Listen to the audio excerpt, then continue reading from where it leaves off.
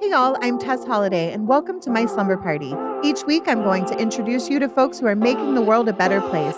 So put on your pajamas, grab a snack, and let's change the world from our bedroom. Hey y'all, welcome to my slumber party. Thanks for being here. And remember to follow, rate, and review on Apple Podcasts and like and subscribe on YouTube. I'm so happy to have you hanging out with me today. And I'm even happier to have one of my favorite people, my dear friend, and definitely it was a forced friendship at first, but we're here and it's real love now. Celebrity makeup artist, Daniel Martin. Oh my God. Hi, baby. How are you? Hi, I'm good. I miss you. I miss you too. Okay, catch up. How have you been through all of this? What's like? You know what? It was hard at first, but I'm settled into, it's not a new house anymore, but I moved in September, and I think like having a space that I feel good in and that I feel happy in helps. I met Daniel, for those of you listening and watching, before the pandemic. He did my makeup for InStyle magazine, and we instantly, you meet people, and listen, I'm a friendly person. I can get along with pretty much anybody, as Daniel can. It's very similar energy. But sometimes you just meet people and you're like, wow, I feel like I've known you forever and I just want you in my life. And that's how I felt when I met you. 100%. Yeah. We were so lucky. We were so lucky. We were. And it's been an honor to watch you through the pandemic, because that's, part of why I wanted you as my guest is, yeah, you're an incredible makeup artist. I feel like everyone, when they hear your name, it's always synonymous with Meghan Markle, but like you do way more than just that. And you have really used social media to do advocacy, and that made me just, I was like, I love you even more, because a lot of people stayed silent the past year through a bunch of stuff, and you definitely did not. It's crazy. I really felt like after what happened with, BLM and George Floyd, I found my voice. And if you remained silent through all of that, that was a reevaluation of yourself in my eyes, because it just affected everybody on such a level that if you don't stand up and say something that you personally and honestly feel isn't right, then you need to check yourself. And that's what happened to me. I fucking checked myself and was like, okay, if I have this platform that everyone says that they have with social media, let's fucking use this. Yeah. And that's kind of like how it, and I mean, you are a prime example of that. And I mean, you've gone through so much personally and you've been able to share it. And that takes a lot of fucking courage. And so like, thank you for inspiring me, because it's like women like you that really opened up my eyes to just really understand, okay, you need to use your platform for good. Yeah. And you have, and we're gonna dive into that, because my admiration has definitely grown for you, just, like meeting you in person. And then we've had like little bits of like time together, but you have like checked in on me throughout all of this and vice versa. Maybe not as much as we both wished or hoped, but it's nice to be coming out of all of this with a really good sense of like who I am and who the people in my life are, Right. So yeah. And I'm just happy to be a part of it. I'm just happy to be here, Seriously, girl. You're like, wait, so where are you right now? I feel I'm like home in New York. Okay. So, but I think another reason why we connected so much is because we have very parallel lives. Like we do. Where we kind of started, we ended up in Seattle, then you moved to LA. Like we have a lot of traveling parallels. We did. And we are gonna dive into that, because don't think that we are not going to talk about how much we love the Pacific Northwest and Seattle today. So we're going to jump into what we're wearing today. So Because this is my first episode that I've done from my house, I was like, wait, I don't have to get in to my car, drive to the studio.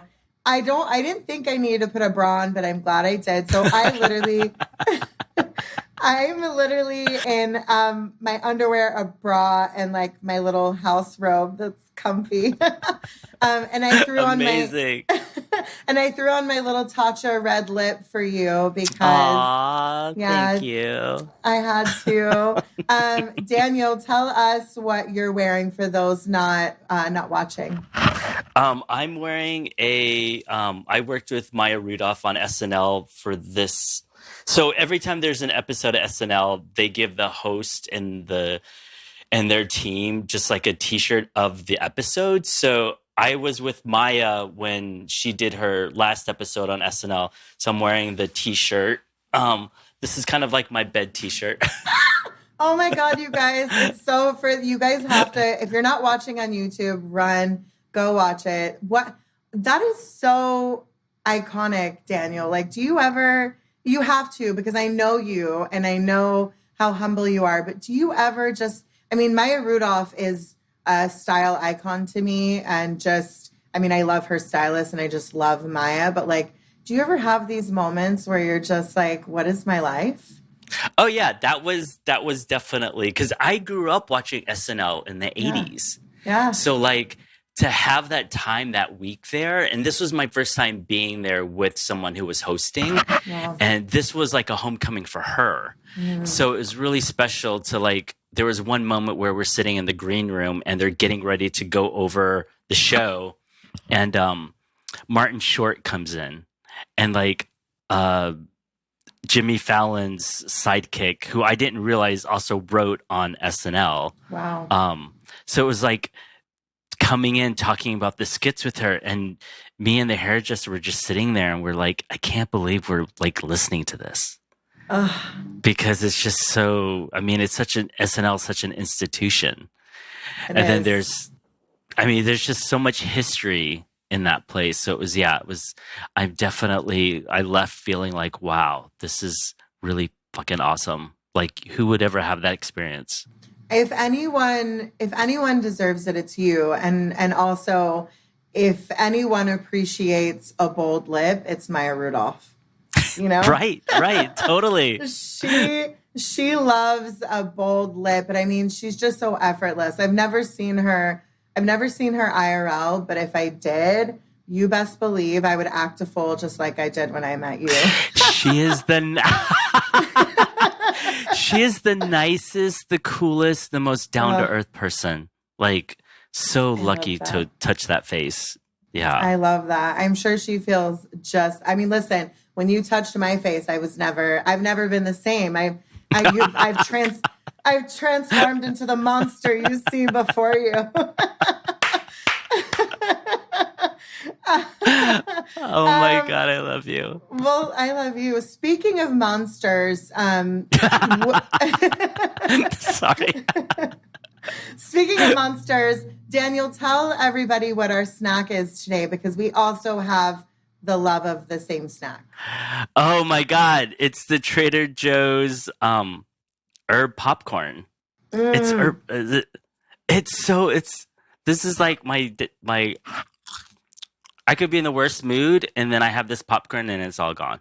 Like, it's crazy. It's so good. I love it. And I love that you guys are getting some popcorn ASMR right now. But you can't. And then we're having tea, and I broke out my little vintage Miss Piggy mug. You would love this mug. Shh. Daniel! Cheers, baby. Cheers. Daniel has a Dolly mug. Have you ever with my name on? With the Dollywood. Have you ever done Dolly's makeup or met Dolly? Please tell me you have. I went to Joe's Pub. It's a music venue here in New York. God, this was like 2001. And it was my first time seeing her like perform. And it's a small venue and it was a private event. And I saw her perform and it was like the most I can't even describe it because it was literally her and about 50 people. No. And she had like a little band, but it was like her and she sang acoustic on some songs. But when she sang Code of Many Colors, literally everybody was in tears. It's Oh, crazy what this person, she's like, she's like Ruth Bader Ginsburg to me. You know what I mean? Or like Mother yes. Teresa. There's just Yes. something so out of the universe about her, almost Mm-hmm. godly, if you will, just Yes. because she wears her heart on her sleeve and you honestly truly see who this person is. Mm-hmm. Like, I took my parents to Dollywood for Christmas before the pandemic, and it was like the best, it was the best place ever. So what did your parents think? Have they been to Dollywood before? No, no, I mean, granted, it was December and it was cold, so a lot of things weren't open, but what was Mm, open, they had fun with. And it was just really nice I mean, I'd love to go there in the summer when it's like hopping because apparently just that whole place is just a huge theme park.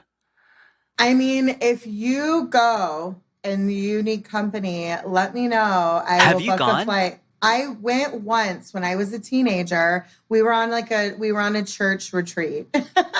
Oh, and they wow. and they took us to Dollywood because it was some good old wholesome fun, you know what I mean, down south. So But that's what I loved about it. It was just so easy. yeah, And like, it's at first, I have to admit, I was like kind of nervous because I was like, okay, are they going to be okay with the gays? And like, but there were rainbow flag. Like, it's weird. It's so yeah. weird. It's like this utopia in this really huge red state. It's It is. crazy. It is. I love how you described her though, because she truly does wear her heart on the sleeve, and I same way. That's how I move through life, and I just always think like if Dolly can be this sensitive little angel that cares about everybody, then so can I. You know what I mean? Yeah. So Yeah. I love that. When did you get comfortable with your courage? Daniel, what a sweet. This is why I love. This is why I love you right here. It's I like mean, we literally like I it take, you know what I mean? Like, yeah, because I think when people hear that story, yeah, it allows them to understand it's okay to be confident. It's yeah. okay to like stand up for yourself. I would say I have always shared too much online. That's kind of how I built my platform was by, just being very vulnerable and sharing. But, throughout my career, for the majority of my career, I was in an abusive relationship. And so I was sharing, and even when I met you, I was in an abusive relationship. I was sharing, but there was still a large part of me that I was keeping kind of closed off because I was in so much pain and I was very much in survival mode. And it's only been really the past year. And I don't want to be that. I feel like it's very cliche now because people are kind of coming out of the pandemic and a lot of people have done inner work. And so no one's really wanting to go back to how it was. But I feel immensely grateful that I was able to leave my situation, about 6 months before the pandemic started.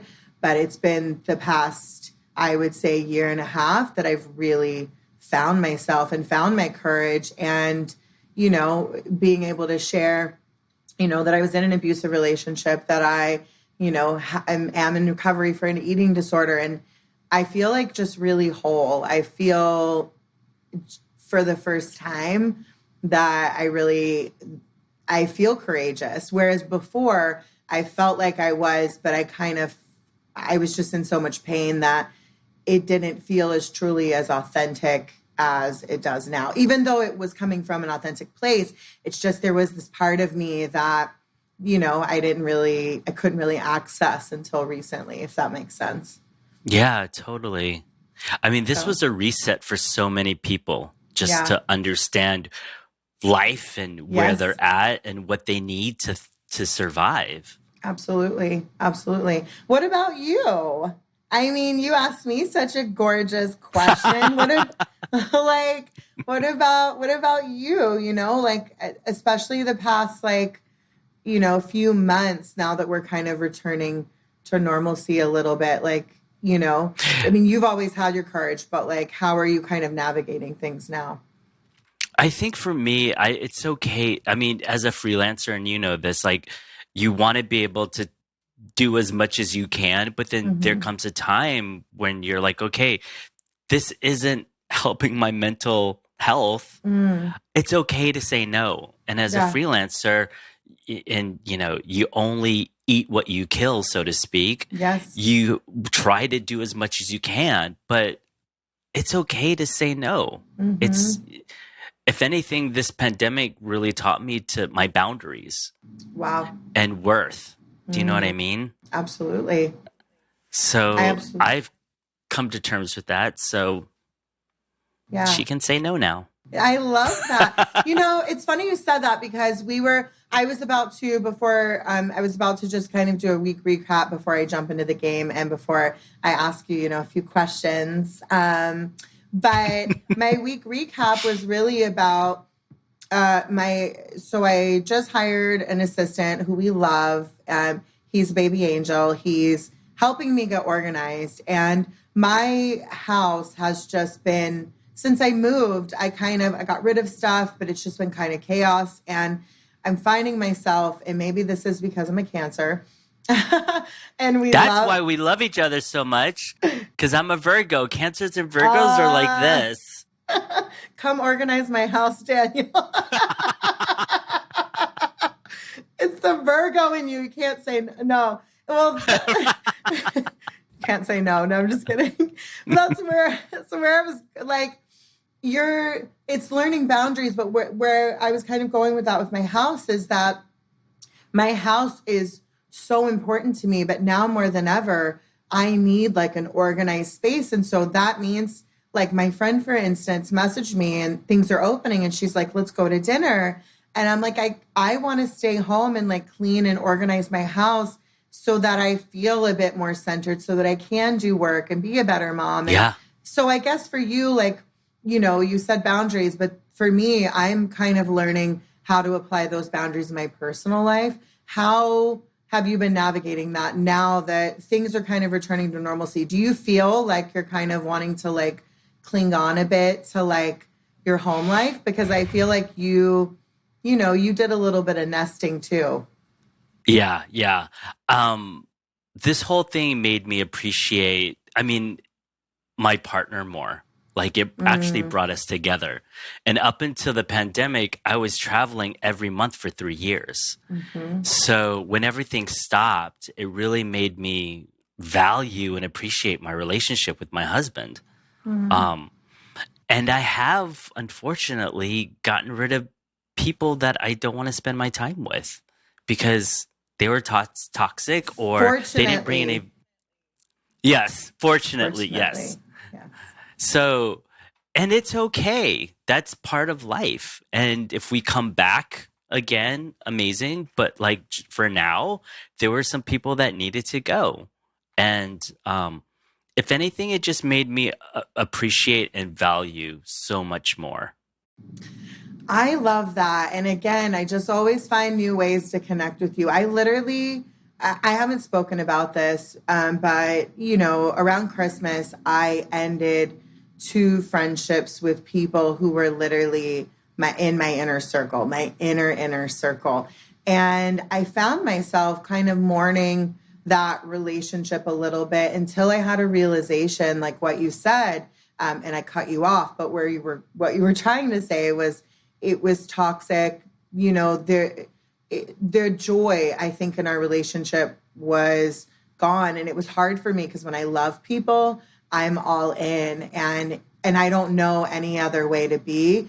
But often I find when you're so loving, it's really difficult to kind of put yourself first. So I'm proud of you for Thank doing you. that. I mean, it was hard, but like at the end of the day, you just realized, I mean, we lost two people to COVID.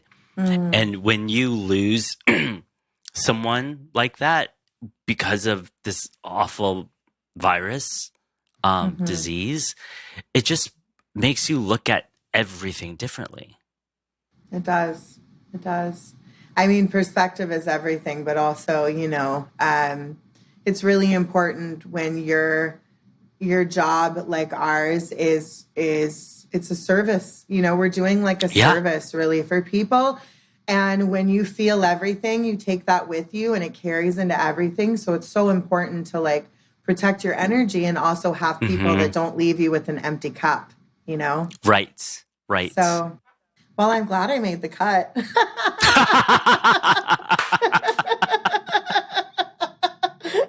Baby girl, you're always in the circle. You can never get out.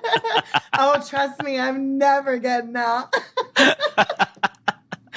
I love you. I love you. Well, on that note, do you want to play a game before we get into this interview? Yeah, I didn't know you did a game. I'm totally stoked about this. So I did a cute little. So we're playing Never Have I Ever, and I did a makeup artist edition. So, I love this. It's going to be cute. So for some followers that might not know, I was a makeup artist at MAC for years, which is part of why Daniel and I bonded, and we'll get into that. So I thought if I have one of the most iconic makeup artists ever on my podcast, we are going to play a game that involves makeup. So Never Have I Ever, I'm just going to read it out, and then you're going to tell me whether or not this has happened. You can dip a little into the story if you want, or we can keep it moving. It's up to you. Cool. Okay. Never have I ever been told by a client to start the full face completely over again.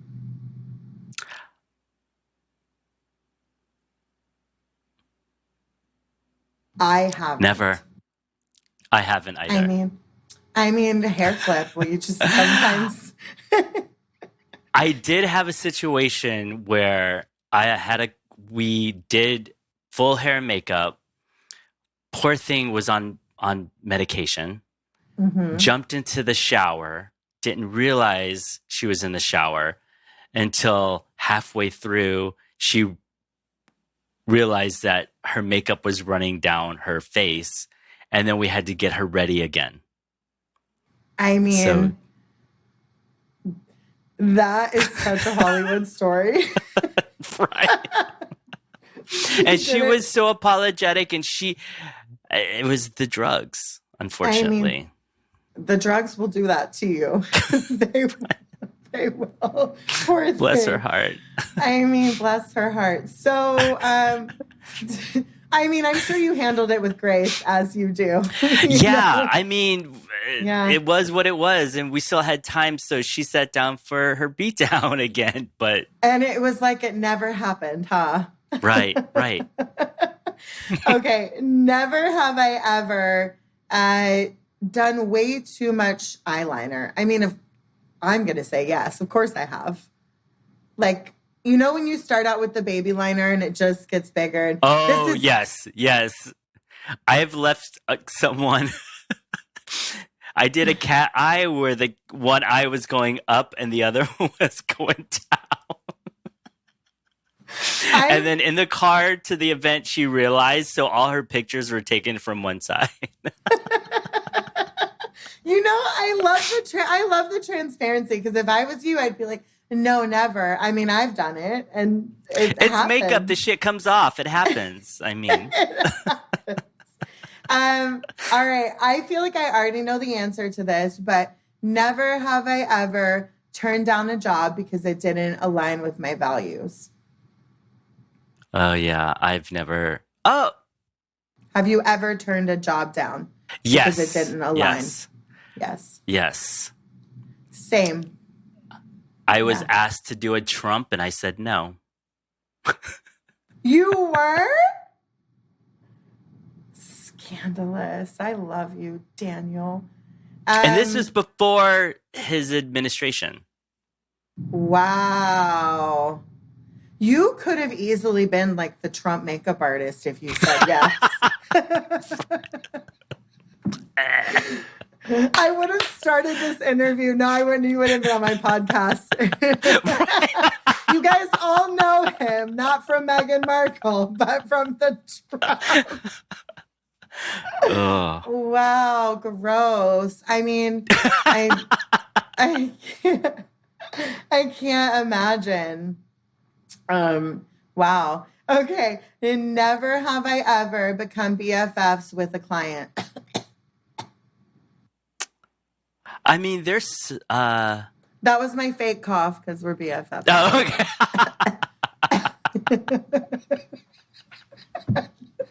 It was a trap.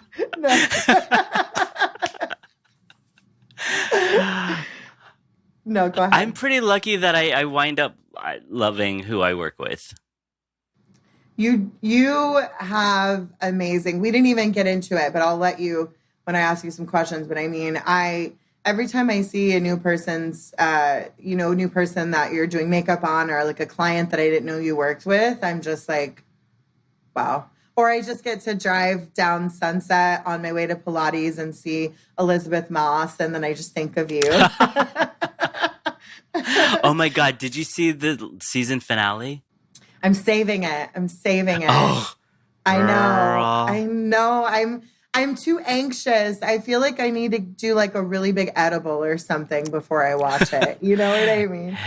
It's going to be the most satisfying thing that you see. That's all I'm going to say. Okay. Wow. All right. Okay. All right. Maybe I'll watch it tonight and I'll text you because yes, that's not what I was expecting. So, okay. All right. And then we have one more. Never have I ever gotten drunk while doing someone's makeup. I don't drink, so I've never done it. Never. Daniel doesn't know her. I smoked weed with people before, but never drinking. All right. Well, when you're in LA, call me. Well, thanks for playing with me, Daniel. Thank you for being a good sport. That was fun. Of course. My hair is like flying in my face. There's a fly in my house. I'm swatting. How did a fly get in here? I'm so high up. Am I drunk right now? Am I just so happy? Oh my God. Awesome. That's so awesome. All right. So, you guys listening and watching, I forgot you guys were here because, when you're at a slumber party hanging out with your friend, it's we've just been hanging out. So totally. I'm so glad you guys are along for the ride. Okay. All right. I'm going to jump into to the meat of this, what all of the listeners and viewers have been hanging on to is I want to ask you some questions. And when you said yes to being my guest, I was like, I have so much I want to ask you, but also I feel like I know a lot, but I don't. So I want to kind of start off with how you really got your start because, you and I are, well, I'm just going to let you say it. We bonded over the Pacific Northwest, and I know that you were at a few. There were, everybody's journey is not like you don't just wake up and become a celebrity makeup artist. It's a lot of work. So for those listening, tell us, kind of how you got your start. Well, I went to high school and first 2 years of college in Seattle, and I realized that art history was something that I didn't love. I've always kind of been an artist growing up, drawing, doodling. And I remember having this conversation with my grandmother, and she was like, you need to just follow your heart. She was just very simple and basic about it. She's like, if you're not happy, don't do it. You need to do what makes you happy. And being the eldest and the first one going to college, there was like that pressure. And my father's white, my mother's Vietnamese, my grandmother is French. We didn't really grow up knowing my mother's side because they were killed in the Vietnam War. Wow. So my grandmother was like, you do you do what you in your heart of hearts is going to make you happy. And I knew as a kid that I wanted to live in New York City. I saw Desperately Seeking Susan when I was 12, and I was like, I'm moving to New York City. That's going to be my life. So New York was always the trajectory. And this is like 1993, and I'm coming to terms with my sexuality. I'm meeting all these people through school. I was like, while everyone was worried about grunge and Pearl Jam and Nirvana, I wanted to be a club kid. So I dropped out of school and moved to the East Coast to be a club kid. And then I realized that I needed a job. And there were so my mother, when my parents got divorced, my mother moved to Germany with her husband. She came back to the States, and she was living outside of Richmond, Virginia. And I went to visit, and I just fell in love with Virginia because I knew that eventually I wanted to get to New York. It was so close to New York, but also the East Coast had a really incredible rave scene.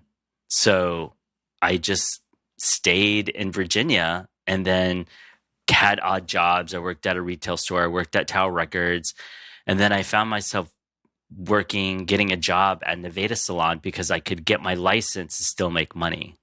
And they had makeup there. So that's kind of like where I honed my skill. I started out at MAC in Seattle at Nordstrom's, but there was no MAC in Virginia when I got there in Richmond. Wow. So, and at the time, Aveda was purchased by Estee Lauder, who also owned MAC. So I was already kind of familiar with that brand. Look at us, just two Mac girls now, just on the come up. Yes. It's so funny because, when growing up, I remember because I did makeup, not on the level of you and everyone listening and watching. I just worked for Mac. I did freelance, and then that's as far as it went because, it wasn't really like my true calling or passion. But I remember just I thought that the Mac people, like the Mac girls and guys and gays and theys, were just iconic. And I was like, I'm just going to be a Mac girl, and that's just what I'm going to do. And then I did it, and I was like, yeah, I don't love it as much as I thought, but you're like, I have to sell this. I can't just create. Yeah. I know. Yeah. I'm not like a good salesperson because I'm a horrible liar. So I'm just... But they were the brand that took on the freaks. They were. You know what I mean? They were. So it was like you found your tribe when you were employed by Mac. You you were either a misfit or you were different, and it was an accepting brand. Absolutely. I mean, you just said that, it made me remember I had like 2 tattoos when I worked for Mac, and I bought a t-shirt. I still have like photos of me in it. I'll text it to you later, Daniel, because I don't know if I'm ever going to post it online. But it's the shirt literally says Ink Addict. And I had 2 tattoos, Ink Addict. But I was like at Mac, and I was like this weirdo with her 2 tattoos, and I was so edgy. Oh my God. Amazing. I can't believe that I had no idea that you were like a cute little club kid. I had no idea. Oh, yeah. Yeah. I was when I first moved to New York, I spent my first Christmas at Limelight because I couldn't afford to go back to Seattle. I didn't have any money to buy a ticket. And I was home by myself for Christmas in New York. And I wound up realizing 3 other friends were home as well. So Christmas Eve, we went to Limelight, which was like a club back in the day. And we took ecstasy and spent Christmas at Limelight.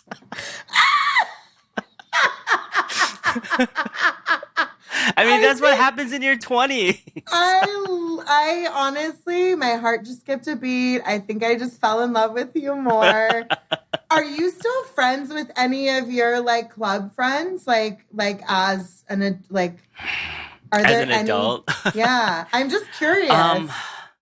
I have one, like my closest, bestest friend, Summer, I've known for 27 years. Um, Wow. yeah, we go way back. So she's I here and she's, yeah. I need to But meet now I'm Summer one almost day. 50. I'm 48. I I'll be 48 in September. So like it's yeah, times are changing. they are. Well, listen, I would have given to be a fly on the wall during your club kid your club kid era. Um so obviously you were clubbing, you were doing all that in New York, and then you realized that makeup was what you wanted to do. So after Mac, where did you end up? Because Yeah. So after Mac, I wound up at Aveda and mhm, I was teaching for the brand up and down the East Coast, mhm, and I was teaching at the Aveda Institute in Soho. And then in 2000 was when I moved to New York full mhm, time and planted my roots. But it wasn't until 2004 that I started, I just went full steam, I love left the that. brand.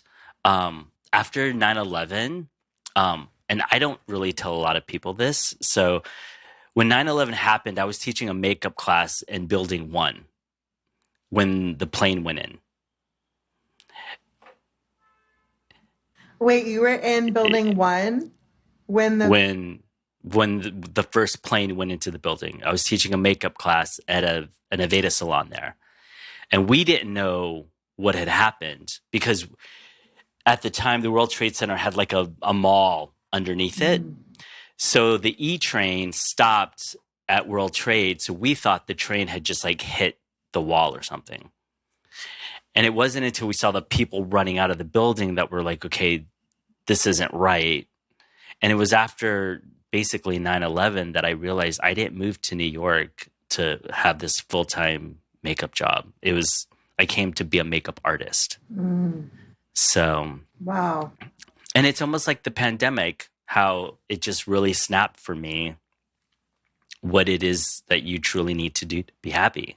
I mean, thank you for sharing that with me. I can't. I mean, it was one thing, being in driver's ed in Mississippi, watching it on TV and not knowing what was happening, but to be there and have to live through that and it changed, kind of the trajectory of your life is huge. So, yeah, wow. I hate that I'm such an emotional person because now I'm trying not to cry right now, but no, no, but it's but like those moments where you just have to just like, you can't help what has happened. So absolutely. you can only control what's in front of you. And, Mm, that's when you start really understanding the choices that you can make. yeah. And I don't think it takes a lot of people something like that to make them realize, okay, it's not that bad. I can make other choices. Does that Absolutely. make sense? Absolutely it does. And also I've said this a little bit and just in regards to the pandemic is that, I've seen a lot of my inner circle do a lot of growth and people have moved and changed career paths and gotten divorces and like just people I never would have imagined what their lives are now in a good way. And there's part of me that feels bad because there's a lot of people that can literally get hit by the side of the bus and still not get it. They're still like, kind of floating through life, not really getting like, their purpose or their passion. And Hmm. not everybody sees those signs and not everybody gets it. And so I think that it's really special that you were able to, both times, but in regards to 9/11, come out of such a horrific thing and be able to kind of find what made you happy because I really believe that that's the purpose of I'm not going to say bad things happening because that's silly, but when we are presented with challenges, being able to really move and grow through them and find our best selves. Right, right. So for you, integrity is really important, and I know that. So for you, and we like joked about it right on our game. How do you choose who to take on as a client? Oh gosh. I mean, so much of it is like style in terms of how comfortable they are how comfortable they are in their own skin. Mm, Um, for there's Jessica Alba who loves makeup, who knows beauty, who's so in love with getting ready and the whole presentation of it. And then you have like Elizabeth Moss, who's so comfortable with her craft and being in her own skin that she'll only wear it if she needs to. mm, So it's just really kind of understanding the person. And I've realized that I'm so drawn to these really incredibly confident women. mm. Like if you look at my clientele, you know, it's this incredible range of diversity, but also women who have a point of view. And there's something about that integrity and the strength that I'm so drawn to that I want to be able to um, not use beauty to cover up, but almost to reveal who they are.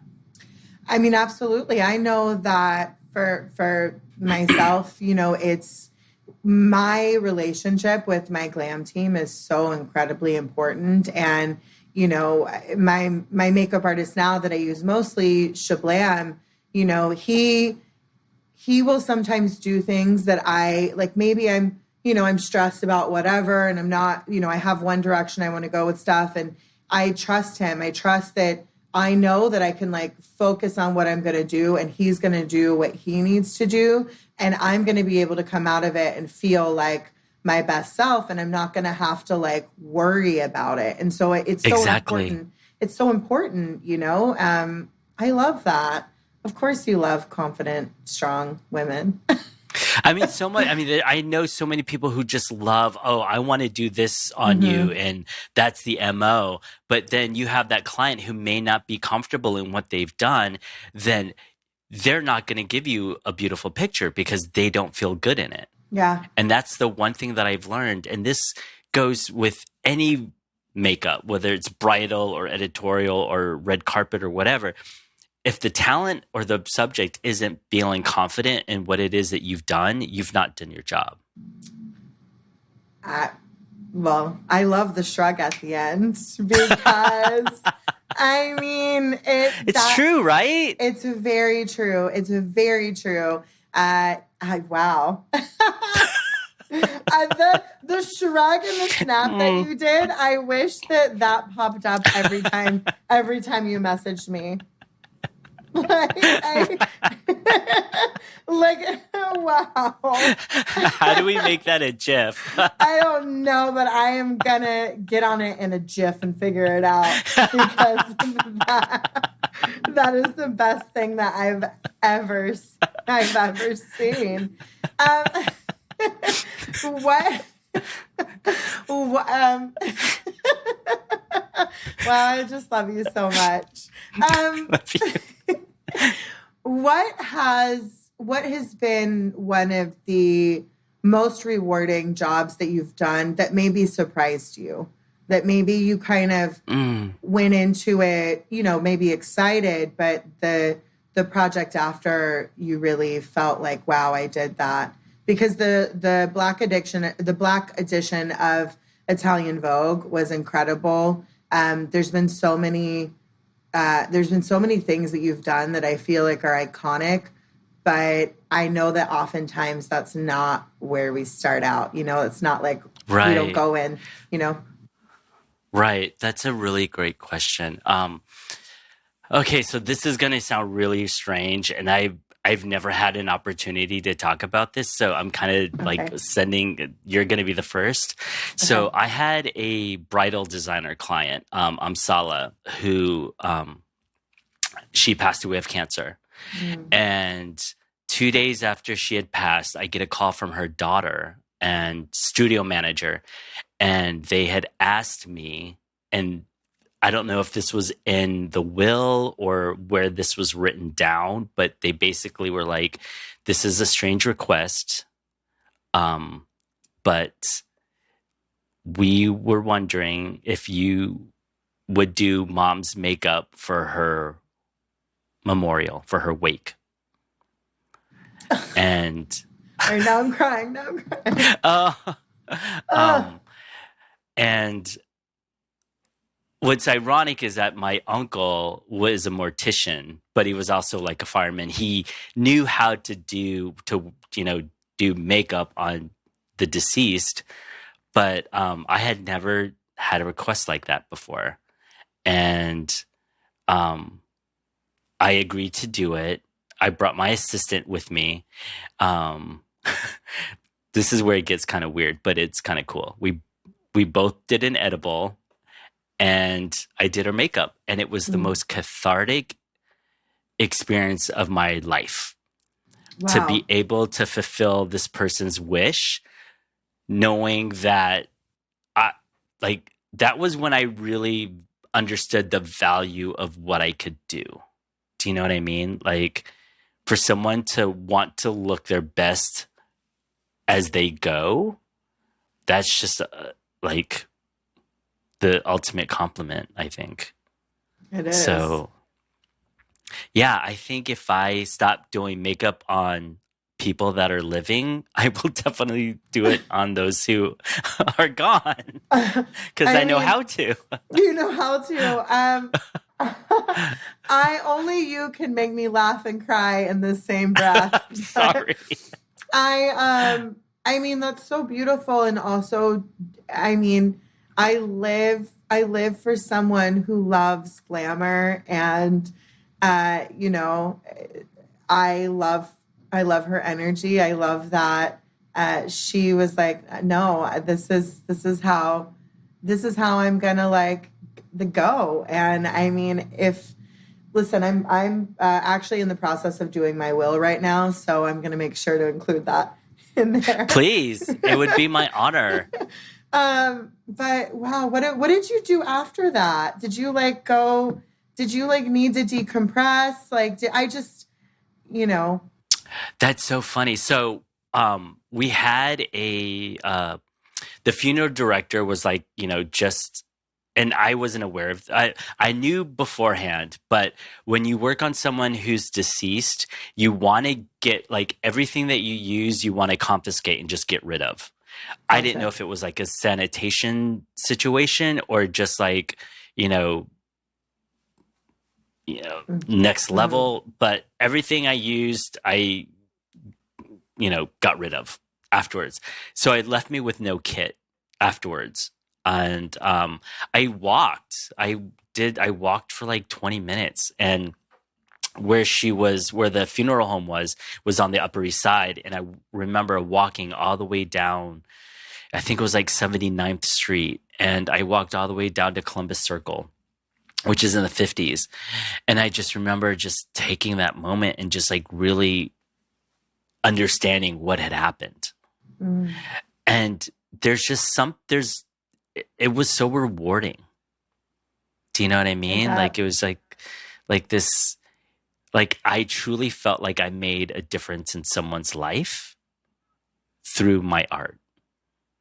I mean, you absolutely did. And it was, I mean, what a beautiful way to be able to honor her and your relationship. And right. Wow. Thank you for sharing that with me. No, of course. Sorry to make you cry. No, listen, I haven't cried today, so it was inevitable. Oh. It was either tears of joy. Well, switching gears for a little bit, because I know we don't have much more time. I want to talk about how vocal you've been about the Stop Asian Hate movement.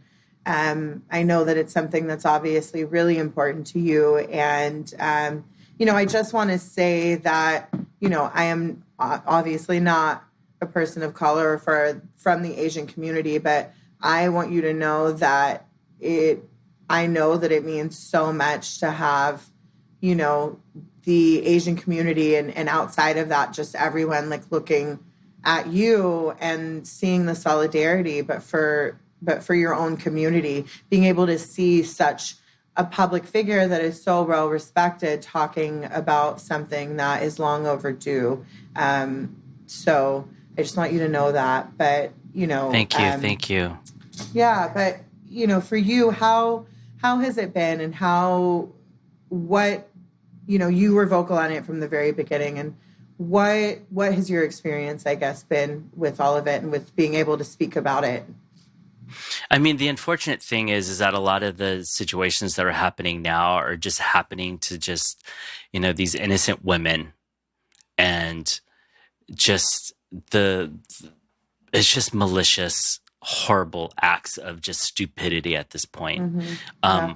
I do feel like it was a wake up call for a lot of people, but also too within the Asian community, there needs to be a lot of healing and understanding and empathy, because it goes back much deeper than just what was happening in the States. There's a lot of colorism within the Asian community, and like Japan colonized Korea, which a lot of people don't realize and don't understand. So there's a lot of work that needs to happen within our own community, but just bringing that attention, especially to this younger generation, to really start making the changes is really important. And it's a generational situation.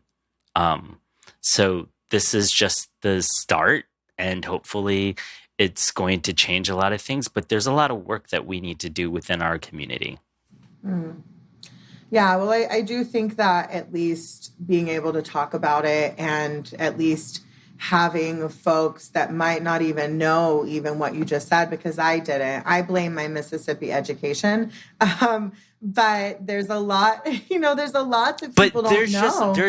Yeah. And like, there's a lot of, we don't hear how, the Japanese and the Chinese came to this country to work on the railroads, or even the Japanese, who are in the internment camps. Like, those aren't in our history books. I mean, today is Juneteenth, and no one really understands that holiday.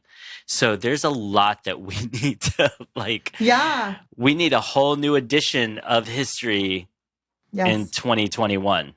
Yes, and they finally have made Juneteenth a national holiday, which was long overdue, and it's nice. It's nice to see the progress, even though I know that it is so long overdue. But it takes folks like you that, I've talked about this a lot on my podcast, because especially with advocacy, I feel like sometimes people just don't really know where to start. But you kind of just have to, as long as it's genuine, but you have to start somewhere. And it sometimes means just saying, maybe I don't know what I'm talking about. You obviously, in your case, you know all too well about all of this, but just starting, just doing it, because it means so much to people, that don't know, and that are kind of that look up to you,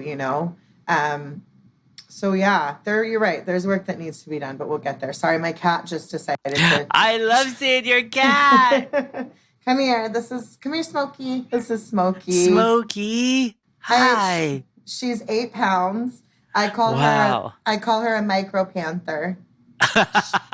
Her tiny. My black kitty just left the room. Wheezy. You have a black Daniel Martin. Yeah, I have a black pussy too. I love you. Oh my God!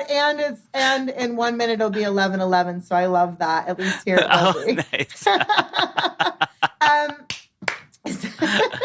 I can't stand you. So for those listening, because I've got one more question for you, and then we'll wrap it up. But for those listening, is there any advice you want to give someone that maybe, is weird or othered or whatever, that wants to pursue makeup? And I know that now there's so many, especially with TikTok, we were talking about that earlier. I feel like there can be a lot of pressure, but, there's room for everybody, if you want to. Right. And so do you, but for you, what advice do you have for those that are maybe this is something that I want to do? If makeup is something that you want to explore, you should definitely follow it. I mean, there's so many facets of it. So you really need, I think that is the hardest understanding, because what you see on all the social media platforms is just a snippet of the whole beauty of makeup. And Mm-hmm. you don't want to pigeonhole yourself into one thing. And I Absolutely. think you just, as an artist, you're going to want to grow and learn. I'm constantly learning. I'm constantly exploring. So I feel like, just understanding what a true makeup artist is will then allow you to really understand where you want to compartmentalize the craft. Absolutely. Yeah. And like you said, there's all kinds of, it's not just the makeup that we're seeing on social media. There's so many, it's so multifaceted. So you could really make it whatever you want it to be. Yeah, as long as you're happy. At the end of the day, you're servicing Yes, people and you're being able to love what you do. So, absolutely. I love that. So what's next for you, Daniel, other than, coming here and, smoking weed with me and being my BFF? I know, I can't wait to do that. Um, if anything, it's to take things as they come. You know what I mean? Like, I don't want to go back to having everything planned again. Like, my schedule already is trying to balance out my Tatcha gig with my makeup life gig. So it's hard to get your brain in that mentality again. So I need to figure out just a rhythm. And I'm Yeah. just going to take it as it comes and just see the people that I want to see. And next time I'm in LA, we're definitely hanging out. But it's like, it's just, you got to take it day by day now. I love that. It's a good reminder, especially when I always say I spiral. It's kind of just my word I use because I'll very much like, I'm so used to kind of my routine, and my routine is very, very not on social media, very much my children and my family and my cats and healing. And I know I Hmm. need to do work and I love my work, but like you said, taking it as it comes and also being more selective, Yeah. with my energy. Yeah. I mean, you're a Cancer, so you're a natural, you take care of who's around you and you give Yeah. them 110%. But you need to also take that time for yourself. And it's great that through this whole process, you've done that and you've learned so much that it's okay. At the I end of feel the like day, that it's okay. that felt like a warm hug right now. uh, um, so my final question for you, and this is something that I ask everybody, but you know, I want to know, Daniel, how did you show yourself love today? Oh gosh. How And did I it can't show be myself? hanging out with me. Um, oh my gosh. Well, I have a ritual that I do every morning, and that's I get up and I play with my cat before I make my coffee. So I think that's how I share my love is I get up, I try to figure out where she's at in the apartment, and I just spend like 2 minutes, 3 minutes with her, and then I'll What do go make you? my coffee or do whatever. What's her name? Wheezy. She was found in the Bronx Zoo in an ostrich pen, and she was on her way to being euthanized, but her name was Louise. And so I was like, oh, Louise, Wheezy. She was the Bronx, the Jeffersons. Ah, there you have it. I love you. I love you. I need to play with my cats more. They're literally it's cats are so self-sufficient that you can just run around. So it's nice that your answer was playing with your cat because I'm like, I need to give them more attention. And I think for me, because I was gone for so long, that it Mm, made me appreciate her more. yeah, And they're absolutely. like babies, and even though they are self-sufficient, they're just like I don't know. Maybe it's just me, but like it's like a weird reassurance. No, I don't think it's weird at all. I think it's nice and totally normal and exactly the weird sweet answer I would expect you to give. um, Well, I want to thank you so much for being my guest Oh, today. And where this can was so much fun. honestly, I feel very blessed to get to start my day with you. Um, where can everybody listening and watching find you on social media? I'm only on Instagram because I closed my Twitter account because of all the crazy Megan haters. Um, Yes. and I'm trying to figure out TikTok, so maybe there. Um, so yeah, just Instagram. So it's at Daniel Martin, right? Yep, just my name. Okay. And then I'm going to teach you how to use TikTok. I'm going to text you after this and we're going to set up a Thank tutorial you. time. That'd be awesome. Because please teach this old dog new tricks.